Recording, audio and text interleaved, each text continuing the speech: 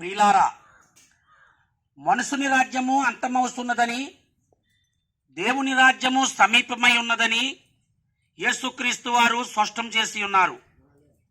ప్రియులారా, ఈ విధముగా చెప్పుచున్న యేసుక్రీస్తు ఎవరు అని మనము ఆలోచన చేస్తే, ప్రభువైన యేసుక్రీస్తు దేవుని శక్తియును దేవుని జ్ఞానంనై ఉన్నాడు అని బైబిల్ చెప్తుంది.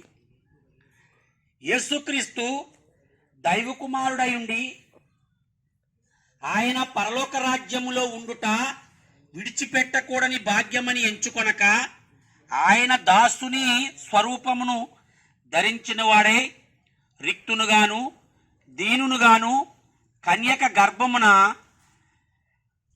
దేవుని శక్తి వలన లోకంలో జన్మించి 33.5 సంవత్సరములు జీవించి మనుషుల మధ్యన మనుషుల సేజాలని అనేక గొప్ప కార్యములను ఆయన చేసి ఆయనలోని దైవత్వమును లోకమునకు బయలుపరిచి ఉన్నాడు.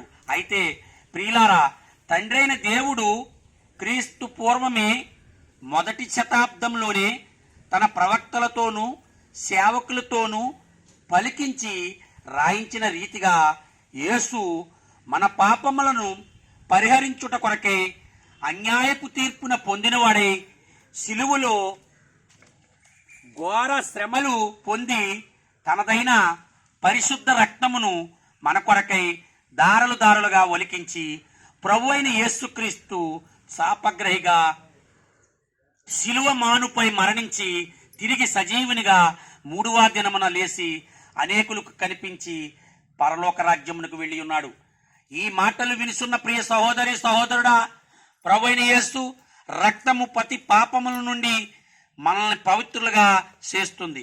కాబట్టి యేసుక్రీస్తు సర్వమానవాళి విషయమై ఆ యొక్క సిలువలో చేసిన పుణ్యకార్యమును ఎందరైతే విశ్వసిస్తున్నారో, ఎందరైతే అంగీకరిస్తున్నారో వారందరూ పాపరహితులుగా తీర్చబడి దేవునికి కుమారులుగాను పరలోక రాజ్యమునకు హక్కుదారులుగాను తీర్చబడుతున్నారు. కాబట్టి ప్రియులారా, నేడే యేసుని చేరండి.